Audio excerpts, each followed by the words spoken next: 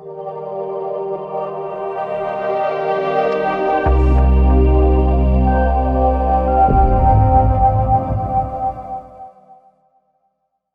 can contact the station on by either text or WhatsApp us on 07745278978, or you could give us a ring on the studio telephone on 01733 602 133. I repeat that again, 01733 602 133. Why I mention this is because I've got many listeners who come after the show to myself who listened to the show and said, I wanted to ask a question, but I thought, is that the right question or not? The only way to find out is give us a question, we'll ask, and you be the judge if it's the right question or not. You're so right there, Haseeb. The amount of contact communication that we get after the show, it's very humbling, to be honest with yourself. It's really, really lovely. So I would really endorse, once again, just exactly what Haseeb was just saying there. Please do connect with us, do talk to us, because we actually want you to be live on air to assist us to get the best for everybody else as well. So we do indeed. And you might have a question there that you want answered, and please feel free to call in, or if you don't want to call in, please text or WhatsApp us on 07745 278 978. So this evening, boy, have we got a treat for you on the Empower Hour. Now, this evening, not only is this gentleman that we're bringing in a personal friend, well, I think that's an understatement, actually. I think he's actually he's my brother. And he's not my blood brother, but he is my brother. Just the reason why I mention that very, very specifically is because in Peterborough, where my hometown is, everybody knows my brother. So there's no point me saying that. You're not going to go with that, no? No, so it's not going to work like that. So here's the coin. His name is Jatinder Palahar.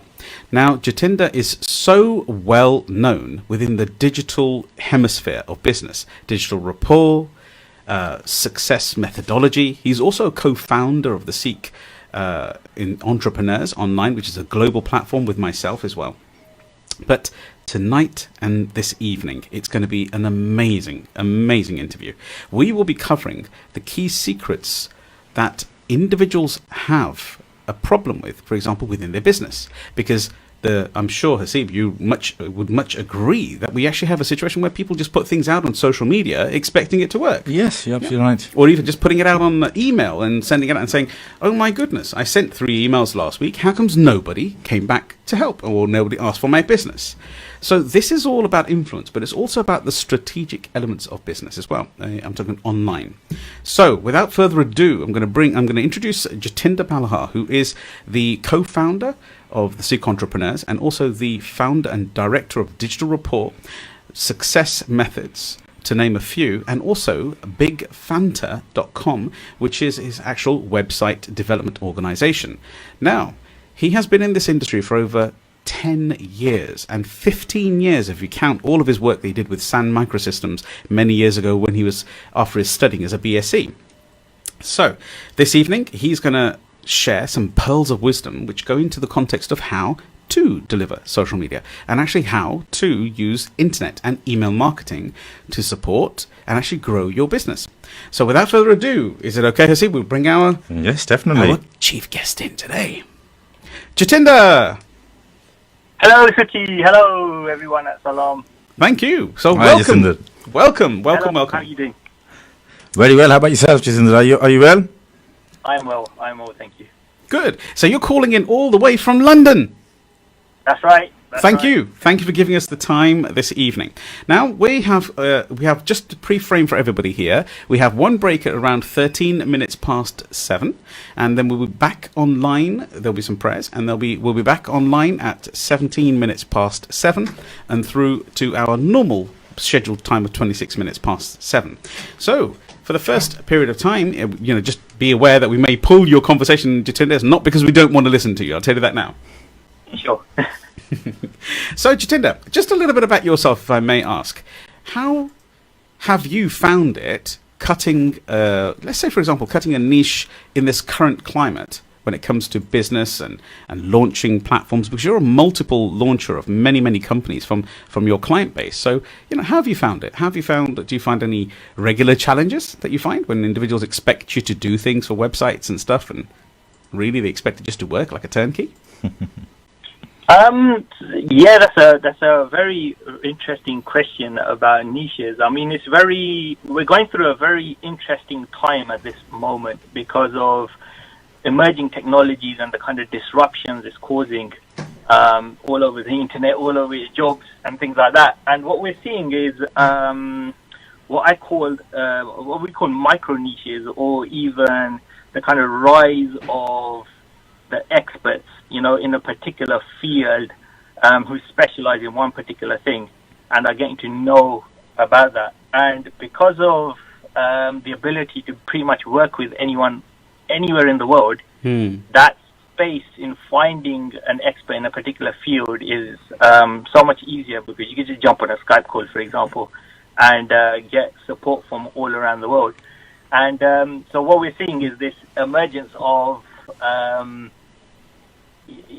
different people from different industries getting together, but working together and working like, so like traditionally you have the corporate where you go to the workspace, you work in your business, but what we're seeing now is almost like individuals working together, coming together. So collaborations as a whole. So in right. essence, merger of many industries. Is that right? That's right. Yeah. Now, we've regularly spoken about this, Hasib, as well. We talk about how collaborations truly work. I mean, there are such a thing as joint ventures, but there are also strategic partnerships. Absolutely. And there's a distinct difference between them. A joint venture is something that is what we call beneficial to both parties involved in the joint venture. So it could be a business deal where we could take Hasib as an accountant and myself who's a property developer and investor, and we could say what we'll do is we'll support each other. Yep. So that may become like a new product. But a strategic partnership, just to share, and I know you're very, very aware of this, Jatinder, as well, a strategic partnership is when two forces get together, which is what you're talking about, two large organization companies that complement each other, that not necessarily to create a new product, but actually to complement each other with reference of their portfolio of products. Is that right? That's right.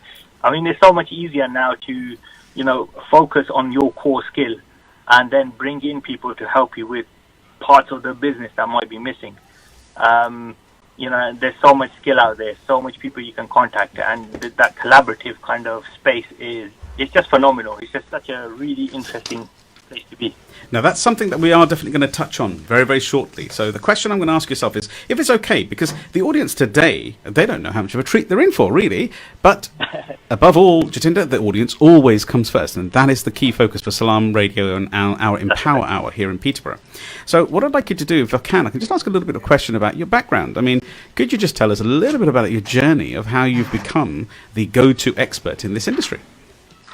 Yeah, sure, Sukhi. I think, like at this moment in time, I basically help small businesses or entrepreneurs, or what we call experts, leverage their skills and knowledge to become the go-to authority in their respective niche. Mm-hmm. And I've managed to focus on that particular niche, but it wasn't always like that. My kind of beginnings started. I've always had an interest in IT, in computing. I remember my first BBC computer that my dad bought for me. Oh my goodness, the BBC computer! I think I even learnt dot matrix, the dot matrix language as well, and it was just like, wow, this is going to be cutting edge.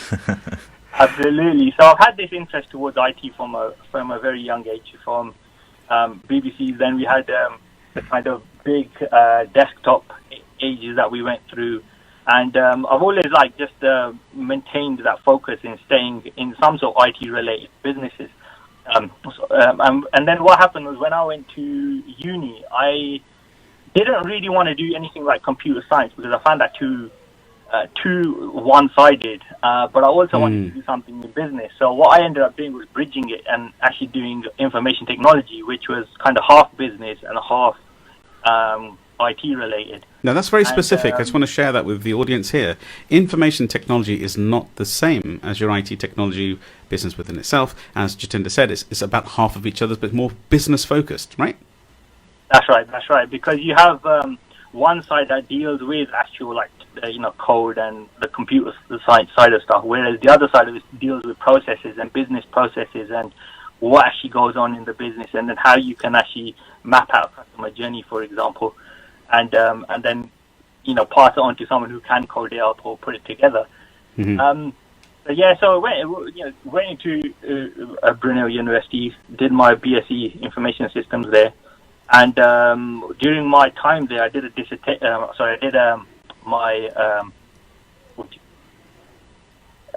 year with the industry with TET. Tetley, wow. TET, yeah. So I was fortunate to work with them, and I think they were at the time something like the second biggest tea company or something. And I worked with them, worked on multiple country websites. Then I went back to uni to finish off my degree, and actually did my dissertation in something called emotional intelligence. And at the time, it was known as EQ, and I thought it was something to do with artificial intelligence, right? Uh-huh. So I was kind of drawn to that. But when I actually did my dissertation on emotional intelligence, I realized that emotional intelligence is basically the ability to monitor your own and other people's feelings and emotions, and then be able to use those feelings and emotions to pursue and attain goals. The idea was that how do you basically take a person's personality traits to some degree and then figure out whether they're right for the business or the job you're going to be doing. And that was my kind of initial exposure to the whole kind of personal development side of business, and the kind of seeds that would lead me to working in this industry.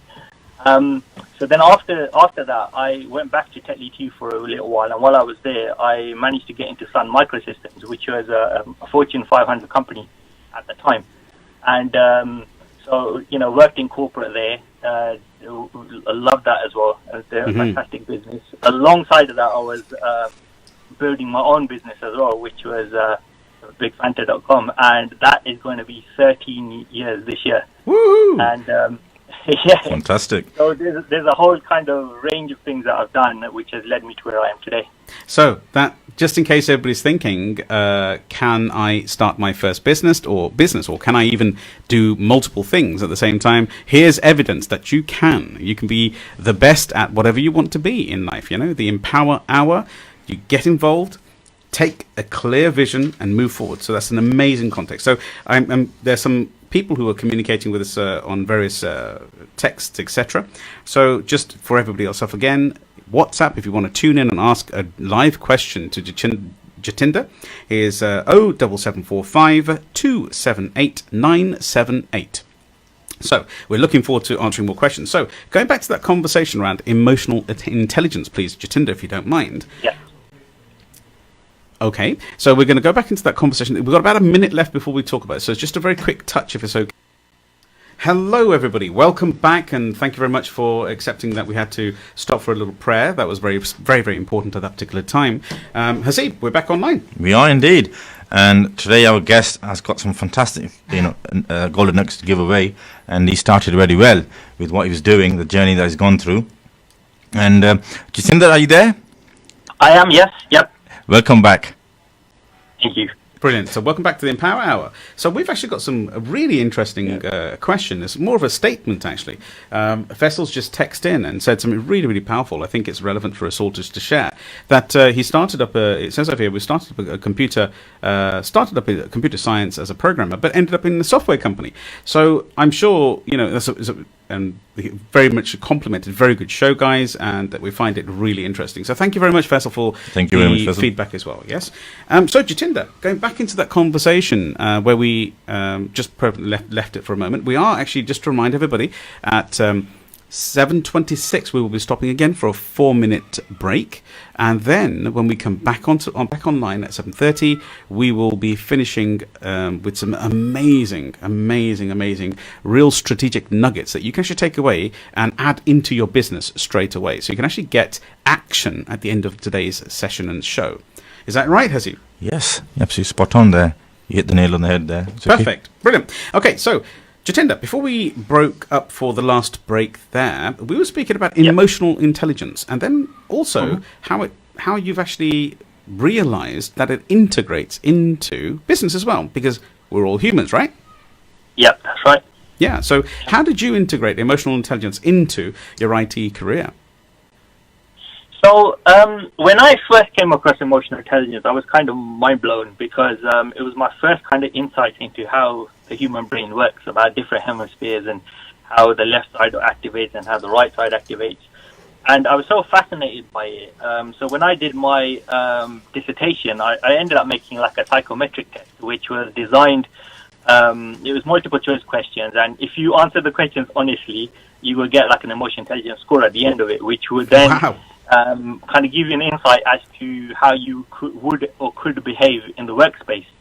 And what I found fascinating about that was that it's like the thing about a psychometric test is that if you're taking it in a certain space, unless you're thinking about what could happen, and that's why if you answer the question honestly, you get honest response. But if you think about what you might do instead of what you actually would do, the results would be quite varied.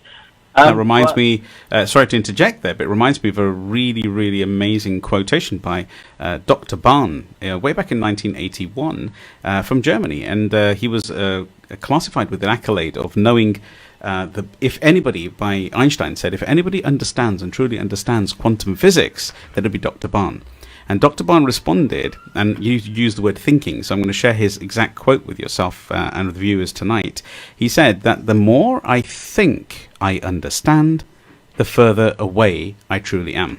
So the principal understanding is the more he brings his head into the context, he already has affected the quantum science and the physical element of the atoms. So that was just to underline and help you a little bit with that conversation. I hope everybody understands and resonates with that as well. No, absolutely, Sukhi, because it's like one of those things, because you would have a thinking about how you would do something, but then when something actually happens, is how do you actually behave in that situation? Got it. And that's the most interesting part. So what ended up happening was that I found a new passion through this, right? Through emotional intelligence, learning about personal development, and I got so into it. I started studying NLP, hypnosis. Did Tony Robbins events, I did all sorts of Richard Bandler, Paul McKenna. I started really understanding how the brain works, and I got to a stage where I thought, well, okay, I'm doing this, but what am I trying to do with my life? Where am I going? Do I want to become a coach, or do I, I've done an IT degree, or what am I doing? And then I was actually at an event by a lady called Janet Schwitzer, who was sharing her knowledge about how, I think a program was called something like How Experts Build Empires or something. And she was sharing about coaches and how they can actually create a business through their knowledge. And as I was there, sitting there, I thought, that's it, I got it, I understand. I want to basically combine the two passions. I want to combine my personal development passion with my IT business and try my best to become the go-to person and bridge those industries together so that I can provide IT services to the personal development industry. So I've ended up bridging two concepts together. And boy, have you become the go-to person, by the way. Yes. Yeah, to find that niche that really helped me target who I was after and who I can work with. And it just helped me hone in all my skills and actually work in alignment with my passion and a service that I can actually deliver to the industry. Wow, amazing. So you've done a fantastic job, Jatinder. Jatinder, you're a person of many skills. You're also an author. Am I correct? Right. You've written quite a few books. First of all, what made you write them books? Also, if you mention the topics, what they were, and what inspired you to write them books?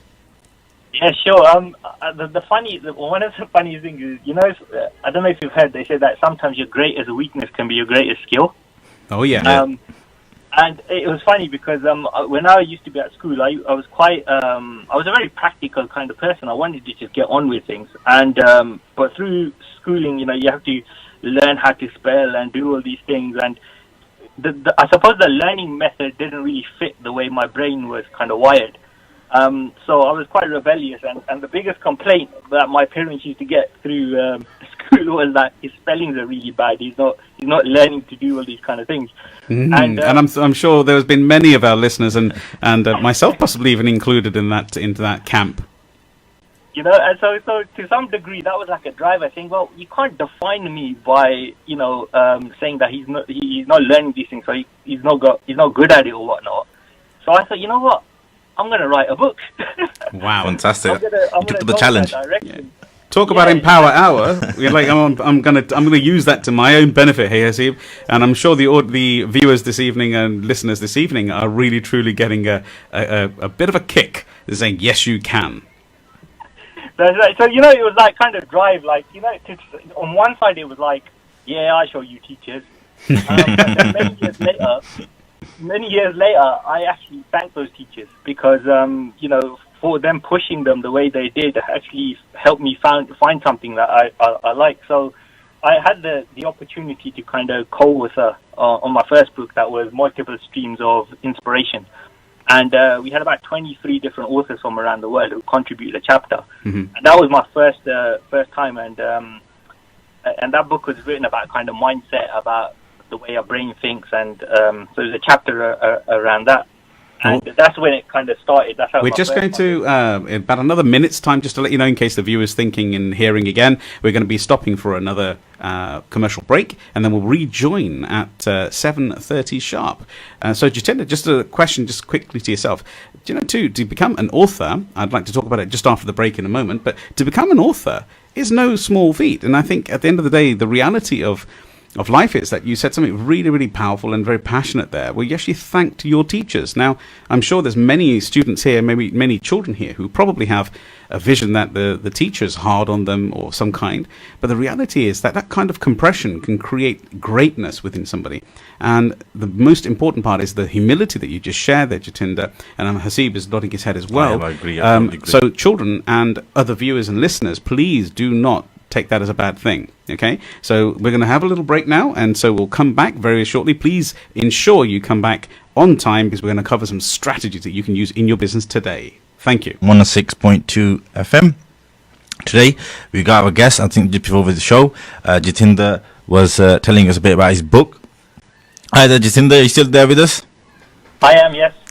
Yes, just before we went on the commercial break, we were talking about your book. You wrote your books on there, and the first book was about inspiration. What did them books do for yourself? Writing them books. What did the books do for me? Did you say? Yep. Yeah, within business, for example, did it help you? I mean, was it valuable to have a book in business? What experience did you gain from writing the books? Yeah, sure. I mean, one originally it was like it was just a dream. It was just something I wanted to do. Have some authorship out there. But then when I did that, and what I realized was that it's actually having a book is the ultimate business card. Because what happens is, as soon as you show someone that you got a book or you're in a book, the whole perception about who you are, what you are all about changes. And there's been many, many times when I've had conversations with kind of, you can say, tough personalities who, sometimes from a maybe arrogant approach, or sometimes because they just don't know who you are.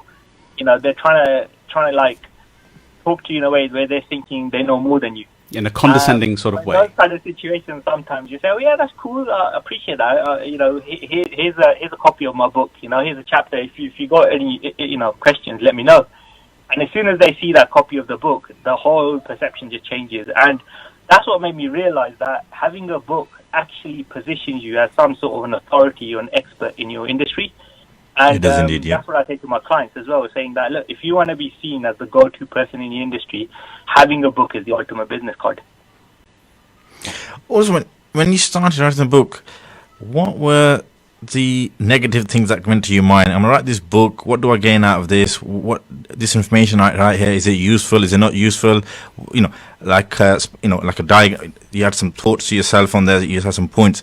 What sort of scenario, just a process system did you go through before writing the book? Yeah, sure. I mean, the fortunate thing is my first book, the kind of books I've worked on, they're what we call co-authored books. So it means that you're not the only author in the book. So you got someone who's guiding you to say, this is what the book is about, this is what your chapter needs to cover. So working on like one chapter at a time is quite straightforward, because you know what kind of topic you want to talk about, what the book or the concept is about. But at the moment, I'm working on like a full.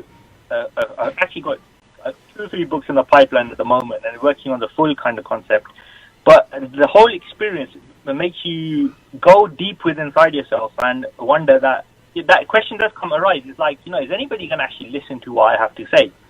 And the way I overcame that was when I said to myself that, you know what, I'm not going out there to, to show off in any way.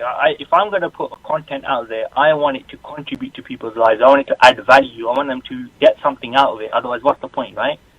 Yes, truly. So the way you have to think about it is that what do I know that other people don't know and can find useful? And I think that's the best starting point, because you could know a whole bunch of things on things.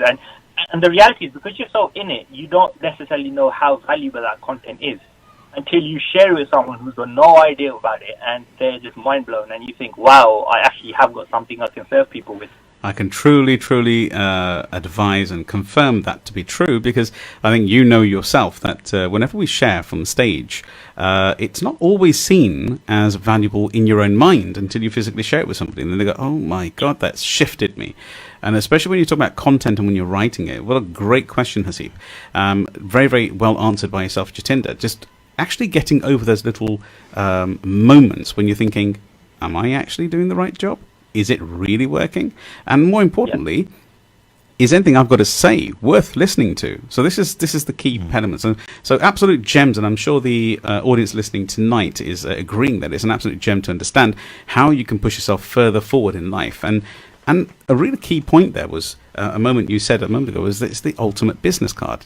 A book truly is the ultimate business card. So if you haven't written, and I'm sharing some live information which is not really known to many people, Jatinder and myself have written a book together, and it's called The Hidden Secrets of Body Language, but we haven't yet launched that book either. So it's a very much a necessity. Is that correct? That's right. It's in the pipeline. It's going to be quite exciting. Yes, it sure is. It sure is. Okay, now emotional intelligence. Now I'm going to take a little bit of a leap sideways, if you don't mind. We're talking about emotional intelligence. But emotional intelligence is basically the human psychology on the inside, not necessarily the outgoing part of the brain. It is the calibration of both. It's about understanding and influencing with integrity. Now, the question that we were talking about earlier on, I'm privy to some information or stuff that's actually coming out in the marketplace from yourself, and I am very, very sorry, Jatinder, because I'm afraid our audience always comes first, and I'm sure you agree. I'm going to put you a little bit on the spot, if you don't mind, and this is the on-the-spot moment for every single week when we speak to our guests. A little birdie told me that somebody called Jatinder Palahar is actually writing a whole philosophy called a digital SIMAC. That's SIMAC.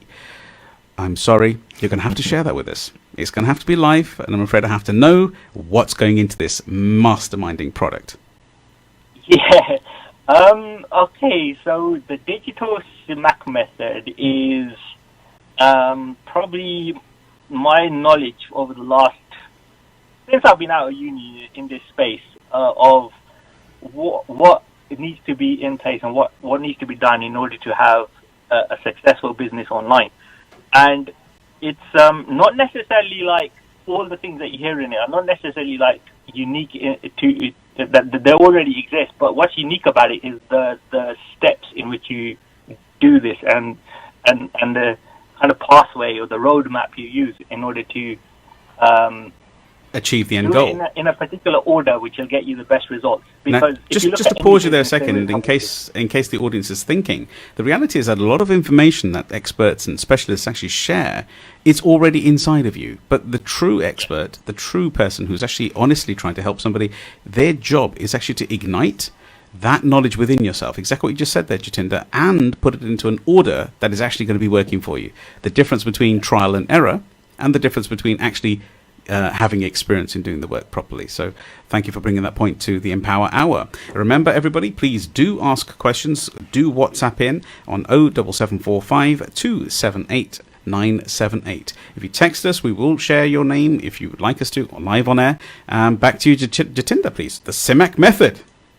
Yeah, so the basis of the SIMAC method is kind of built on 5 pillars, which looks at the overall kind of long-term strategy, but then goes into each step as well. So so you get the kind of initial steps and the bigger vision. And what SIMAC method actually stands for is the S is for strategy, the I for implementation, the M is for marketing, the A is for assessing, and then the C is for calibrating. And if you look at a business, if it's done in that particular order, from my kind of experience of learning, if you want to go into business, whether it's new or old, you have to have some sort of plan or strategy as to what you're trying to do, where you want to go.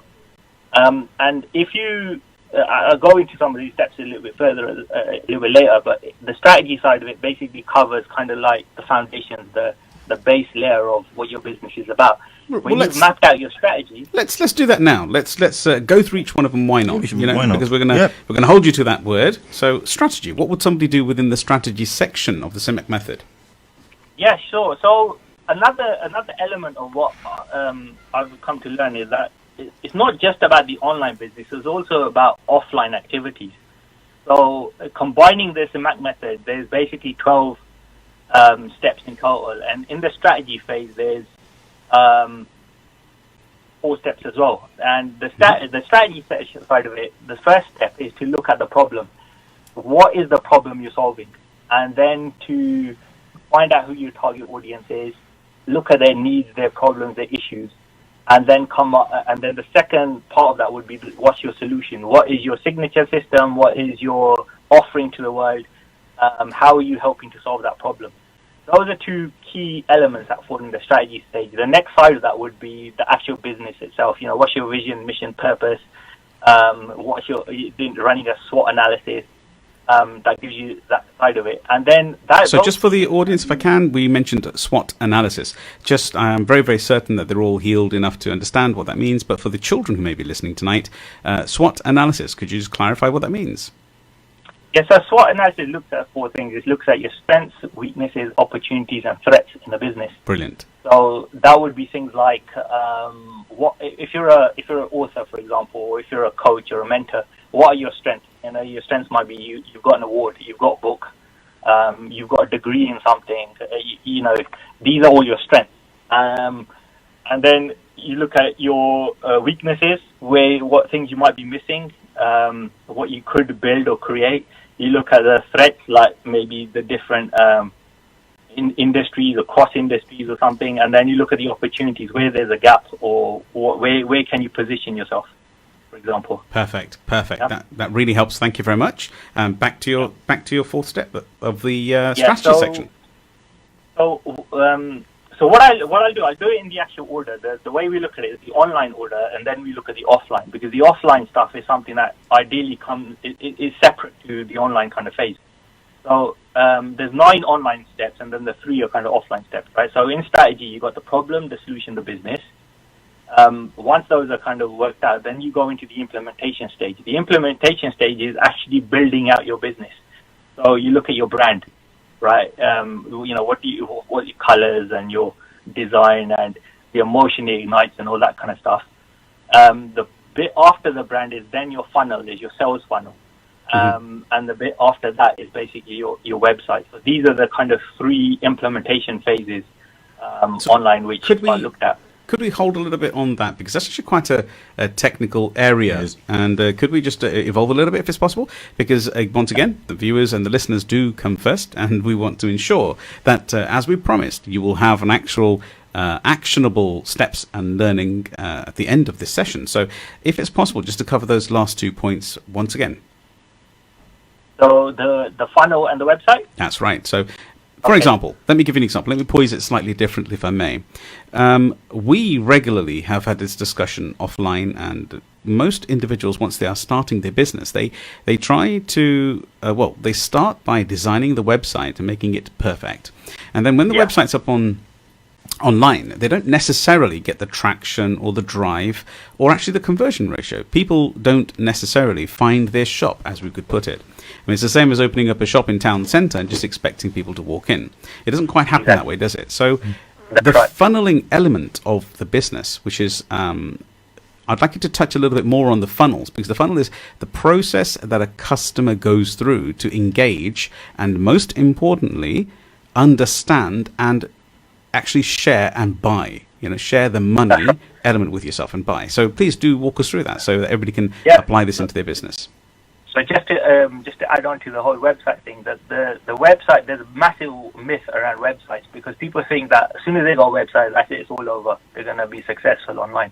And the reality is it's not. It's just a place where people can go and find out a bit more about you. The bit that's really powerful is actually your sales funnel.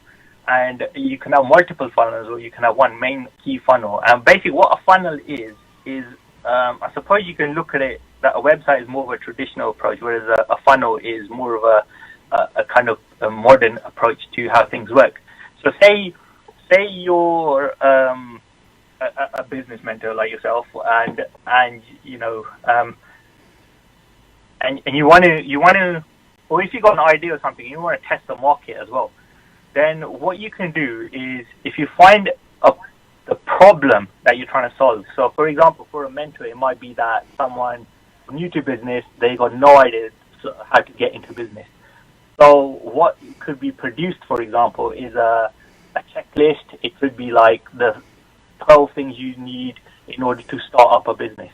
And it could be an ebook, it could be a video, it could be an audio file. And the whole point of a sales funnel is that it's literally just a simple page that has nothing else on there apart from your offer. And it could be something like that says, watch this video or get this. All you got to do is give us your name and email address, and we'll give you this in exchange. So this is kind of psychology behind that. Yeah, so it's kind of like a sales page, a landing page, or otherwise known as a squeeze page. Is that right? So is that the same thing? That's right. And the psychology you were saying behind it? Yeah, so the psychology behind it is that, you know, on a traditional website, you got the menu structure at the top, you got all this stuff going on. When somebody goes to a website, they can easily get distracted. Mm-hmm. The point of a sales funnel is to keep them focused. You know, when people land on your sales funnel, they've only got two options. They're either going to engage with you, they're going to buy from you, or they're going to disappear. If they're going to disappear, then they're probably not your target audience. If they actually engage with you, then they're probably someone that needs what you have to offer. So you filter out a lot of your traffic, you could say, or you can get it very targeted. Because someone who's interested in setting up a business and they want to know the first initial steps to get a business done would be interested in a checklist that tells them 12 steps to get your business off the ground, for example, right? So the whole point of the funnel is that it's something you can use to test an industry, you test your market, test your idea. It's something that can be used to highly target and engage and convert just general traffic into sales using kind of single approach where you just send people just to that page as opposed to sending them to a website where they can get distracted. Got it. So yeah, do jump in as well, Hasib, if you have any questions on that. No, that's fine. Okay, It's explaining it very well. Thank you. So now basically the modern website, or what really creates the traction and conversion for everybody just to hear, I'm just repeating what Jatinder's been saying, is actually the funnel. It's about the sequencing. It's about bringing people into the steps of rapport and connection. And I know digital rapport is where you are an expert within the field. So yes, right. back to yourself, and we'll talk a bit more about implementation and then a little bit about your next 3 steps as well. Yeah, so after the funnel, then you look at your website. So your website is your online platform, your brochure website. It's for those people who want to know more about you or learn more about you, and it gives you that initial presence. So it's not that you don't need a website, but it is. But if you look at it, in this 12-step thing, the website is actually step 6. It means it's the 6th thing you should look at. Wow, so that's so people, I'm regularly finding people actually regularly just completely affixed and focused on creating a website. And here is a web developer, Hasib, and who's actually saying, actually, it's the 6th element. There's 5 steps before this. Wow, it's amazing. Right. Thank you for being so open and honest. Audience, Sorry? if you don't know your target audience, if you don't know your target audience, then you've got no solution for them. If you've got no solution for them, you've got no business. If you've got no business, you've got no brand. If you've got no brand, you've got no funnel. And if you've got no funnel, you've got no website. That's the way I look at it. The website is you know, all these steps build up on each other. So that's the implementation phase. The next step after, once the kind of system's in place, then you look at the marketing. Then you look at, for example, the next 3 steps are the content, the traffic, and then the tracking. So the content would be then your blogs, your video, your articles you write, your audio, your podcast, anything that you can create would be the content that you put on the website to then drive traffic to your website or your funnel. Ideally, your funnel is where you want to try them, yeah? And then in the traffic element, there's two sections. There's paid traffic and there's free traffic. If you want fast results, then paid traffic is the way to go forward, but then obviously there's cost involved. If you do free marketing and stuff, then it's a longer churn. It takes longer to get the results from there. And then obviously the next step is the tracking, and the tracking is about track everything that you do. If you're going to put social media marketing out there, then are you tracking that? And if you are putting social media traffic out, why are you doing it? Where are you sending people? Are they actually benefiting from? Are they getting an ROI off their social media or their SEO? And that's where the tracking side of it comes in. And those 9 steps are what we focus on the online element of it. Amazing. Once those are all in place, then you can look at kind of like the offline element. And the offline element in the strategy phase is all about networking. So when you go to networking events, you connect with people and you can send them to your sales funnel. You can, physically meet people. Because people forget, it's all about people. If you can't connect with people, forget it. There's no point doing anything. Back to your first point of emotional intelligence, is that right? Exactly that. That's right. So when you connect, just so that everybody can get it clear, just to be very, very clear, because you're giving some amazing content, and I hope the audience is really, really enriched by this knowledge. It can be quite hard to understand to start off with, but the way Jatinder is actually explaining it is making it such an easy, simple understanding. So just to clarify something a little bit further, that every time you mention the word SEO, it is classified as search engine optimization, and every time you speak about ROI, it is a return on investment. Yeah, so it's the money you put into it. So just to clarify, and then when you use the word funnel, what we're really trying to do is we have a funnel, but directing the traffic from what you said a moment ago to a sales page, in essence, yes? Yes. Which is the future of modeling. Just to add on the funnel side, I mean, if you imagine an actual funnel, it's wide at the top and it goes narrow as it goes down. If you visualize that, if you imagine that, what you want to do is you want to stuff that funnel with traffic. So you put loads of traffic into it, and what happens? It filters through as it narrows down the funnel. There's like levels. So the first level could be a free offering. The second level could be a paid product. The third level could be personal coaching and mentoring. It just depends on your industry as to what levels are involved in that funnel. So that's why it becomes very highly targeted. Wow, brilliant. Yeah. So this actually could work with, Hasib, your own business, within an accounting business, yes? So offering people tax advice and structure, e-writing and books, and everybody out there should be thinking of something very similar. Even restaurants, for example, they should be thinking about how they can get people involved in actually getting recipes, or actually them talking about their own recipes very well and say where they originate from, etc. Yeah. I think Jatinder has made it, the way he's explained it, he's made it very simple. And, using that digital CMAC method is the route that he's gone regarding the strategy, implementation and marketing. He's added onto that how we could do that. Wow. Yeah. Which is a key point. It is a key point. It's a brilliant point on there. Yeah. You made some valid points on there. Also, regarding your marketing, when assessing it, how would you do that? So the assessing side of it is leads off from the tracking side of things. So when you're tracking results, you're assessing what's actually going on in the business. You're looking at what's working, what's not working, what can we tweak. You're using something called data-driven design is what you can use out of that, which basically means you look at analytics, you look at how people are interacting with your site and what you're doing, and then you tweak it and keep making it better until you get better results with what you're doing. And that's all to do with the assessment. So the assessment is looking at what works, or what could be working, what isn't working, and then the calibration is obviously tweaking everything that you do. Amazing. So that makes a lot of sense. Now, actually, we've got more some activity on the WhatsApp scenario. So just in case you have any of the questions, because this content is really, really powerful and it's life-changing for your business and most importantly, your bottom line. So please do text in on WhatsApp on 07745 278 978, and if you want to physically speak to Jatinder or any of our future guests, please do call the studio on 01733 602 133 on the Empower Hour Salaam radio. So we have a lovely question again, and it's a bit funny actually, so I'll read it word to word. So where do you start when writing a book? We're going back a little bit in that pre-conversation, but it goes on to say, is there a book that teaches you how to write a book? Yeah. Laugh out loud. That's a fantastic question. So you have to go back to the beginning for that one. Just quickly, after the networking phase, we got two more steps, which is one is live events, and then the last one is media, like radio interviews and TV and PR and things like that. So those are just 2 points. But going back to where the book comes into it, that's actually like a step 2 kind of thing with the solution side of it. So we use a term called signature solution, and the signature solution is, I suppose the way you can look at it is, if you're solving a problem, you're going to help people break it down as to how they solve that problem. And you may end up finding that you might have 3 steps, you might have 5 steps, you might have 7, you might have 12, you might have 20. It depends on what it is.